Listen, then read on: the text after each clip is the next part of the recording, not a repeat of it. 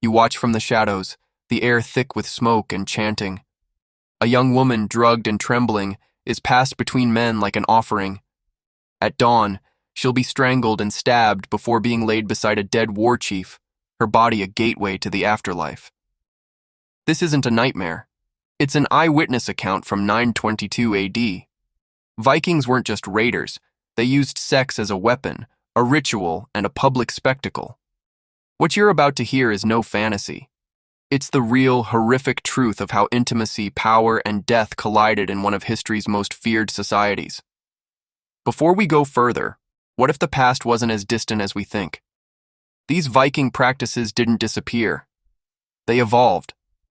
If you're fascinated by how history shaped our ideas of power, gender, and violence, hit subscribe and tell me in the comments, which ancient culture do you want exposed next?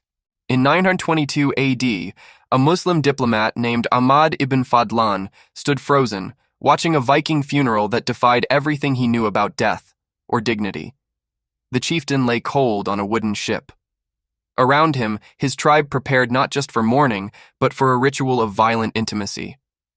One of his slave girls had volunteered, or been chosen, to join him in death.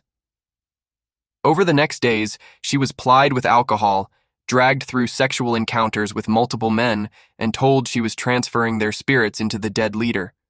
This wasn't just cruelty, it was theology. The Vikings believed sexual energy could bridge the world of the living and the dead. On the day of the funeral, she was led to the ship, her body exhausted. 6 men each had final intercourse with her inside a tent. Then an older woman, the angel of death, strangled her while another stabbed her with a blade. Her corpse was placed beside the chieftain's.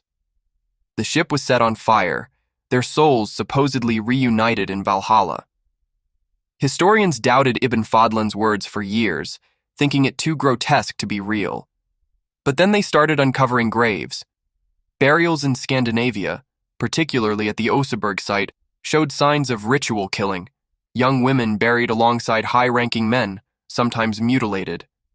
The horror was real. To the Vikings, this wasn't barbaric. It was honor. They believed they were sending their dead off with spiritual force.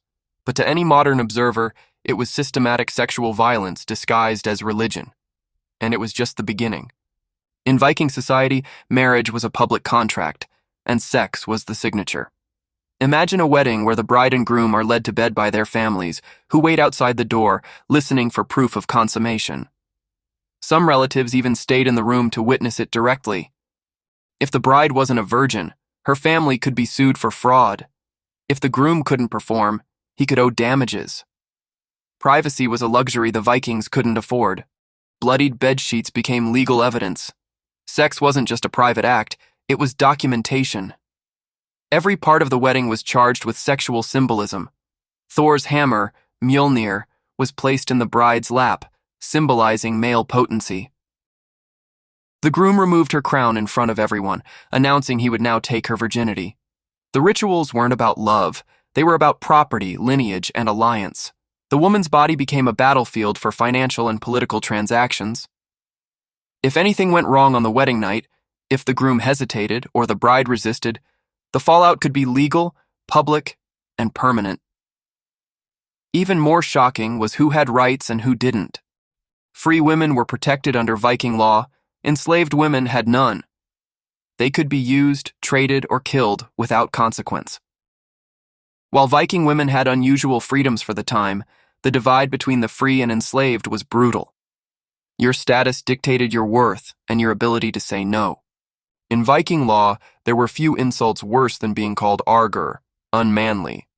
Suggesting that a man was sexually passive wasn't just a taunt, it was a legal reason to kill. You could literally murder someone for implying you weren't dominant in bed and face no punishment. Vikings believed that masculinity was tied to sexual aggression. The man who penetrated was powerful. The man who received, even metaphorically, lost all honor. This wasn't about preference, it was about control. Men accused of being passive could lose the right to testify in court, inherit land, or even carry weapons. One's sexual role dictated legal and social standing. The stakes were life and death. Sagas tell of warriors traveling across frozen fjords just to avenge a whispered insult about their bedroom behavior. Women, too, could wield this weapon. Some sagas describe wives who ruined their husbands' reputations by publicly mocking their performance in bed. This created a feedback loop. Men had to constantly prove their dominance, not just in battle, but in intimacy. Violence was the only way to stay respected. And so, sexual humiliation became a political weapon. It was used to break enemies without killing them. Vikings didn't just destroy cities, they destroyed legacies. Through shame, through rape, through rumors. Viking raiders didn't just take gold or livestock, they took people, by the thousands. The slave markets of Dublin and York thrived on Viking demand for intimate captives. Sagas describe warriors dividing women by looks and age, reserving the most beautiful for chieftains and warlords. These weren't rare exceptions. They were institutionalized. Up to 30% of Dublin's population under Viking rule was enslaved. Viking legal codes treated free women as protected, but slave women as property. Raping a free woman could result in death. Raping a slave? A small fine. And they built an entire economy around it. Enslaved women were often used in ceremonies, rituals, and even diplomatic gifts. A high-status man might boast about his harem as a symbol of power, his wealth measured in bodies. Viking mythology and law reinforced the idea that a man's dominance extended to everything he touched, including the bodies of others. And it worked.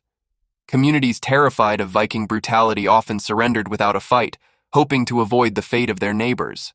The message was simple: resist us, and we will not only defeat you, we will violate your memory. Viking justice didn't hide its cruelty, it paraded it. Criminals convicted of sexual crimes often faced ironic punishments. Rapists might be publicly assaulted themselves. Adulterers could be castrated in front of cheering crowds. The punishment wasn't just legal, it was theatrical. Festivals included performances of sexual violence, where captured enemies were degraded and mutilated for entertainment. The line between punishment and pleasure blurred, creating a society where cruelty wasn't hidden. It was ritualized. Some sagas even describe tournaments where prisoners were tortured sexually, while spectators laughed, drank, and placed bets. Archaeological digs have uncovered bodies with signs of this ritualistic mutilation, proof that the sagas weren't exaggerating. For the Vikings, violence wasn't just about dominance. It was performance, it was tradition, it was belief. And in that world, the most intimate acts became the most terrifying weapons.